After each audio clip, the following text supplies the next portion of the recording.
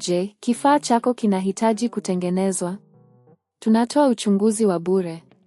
Bila simu au safari, tunachukua kutoka mlangoni mwako na kurudisha. Kabla ya ukarabati, tunatuma bei na tunaendelea tu baada ya idhini yako. Rahisi, wazi na kitaalamu. Kiungo kiko kwenye maelezo. Kabla ya kuanza mchakato wa kubadilisha chanzo cha umeme, ni muhimu kufanya uchunguzi wa awali wa kifaa chako. Hakikisha kwamba una vifaa vyote vinavyohitajika, ikiwa ni pamoja na screwdriver, chanzo kipya cha umeme, na vifaa vya usalama kama glovu na miwani ya kulinda macho. Hatua ya kwanza ni kuzima ThinkPad yako na kuondoa betri, ikiwa ina betri inayoweza kuondolewa. Hii ni hatua muhimu ili kuhakikisha usalama wako wakati wa kufanya kazi kwenye kifaa. Baada ya kuondoa betri, chukua screwdriver yako na fungua vifungo vya nyuma vya kifaa. Hakikisha unahifadhi screws mahali salama ili zisipotee. Baada ya kufungua kifaa, utaweza kupata chanzo cha umeme. Angalia kwa makini jinsi kilivyounganishwa ili uweze kukiweka sawa unapofunga kipya. Kutoa chanzo cha zamani, unahitaji kuondoa nyaya zote zinazounganisha. Hakikisha unafanya kazi kwa uangalifu ili usiharibu sehemu nyingine za kifaa.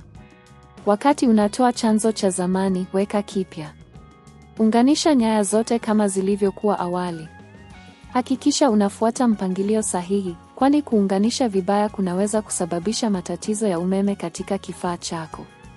Baada ya kumaliza kuunganisha chanzo kipya, funga kifaa kwa kuirudisha nyuma na kuimarisha screws. Hakikisha kila kitu kimefungwa vizuri kabla ya kuanzisha kifaa. Kabla ya kuanzisha kifaa, ni vyema kufanya uchunguzi wa mwisho. Hakikisha kuwa hakuna nyaya zilizoachwa wazi au screws zilizobaki. Hii itasaidia kuhakikisha kuwa kifaa chako kinakuwa salama wakati wa matumizi. Sasa, weka betri yako na uzinduzi ThinkPad. Angalia kama kifaa kinafanya kazi vizuri na ikiwa chanzo kipya cha umeme kinatoa nguvu kama inavyotakiwa. Ikiwa unakutana na matatizo yoyote, hakikisha umerejelea hatua za awali ili kuthibitisha kuwa kila kitu kimeunganishwa sawa. Ikiwa unahisi huna ujuzi wa kutosha wa kufanya ukarabati huu, ni bora kutafuta huduma ya kitaalamu ya kuchukua nyumbani. Wataalamu hawa wana uzoefu na vifaa vinavyohitajika ili kufanya ukarabati kwa usahihi. Bei za huduma hizi zinaweza kutofautiana, hivyo ni vyema kufanya utafiti kabla ya kuchagua huduma. Je, kifaa chako kinahitaji kutengenezwa? Tunatoa uchunguzi wa bure. Bila simu au safari, tunachukua kutoka mlangoni mwako na kurudisha. Kabla ya ukarabati, tunatuma bei na tunaendelea tu baada ya idhini yako. Rahisi, wazi na kitaalamu.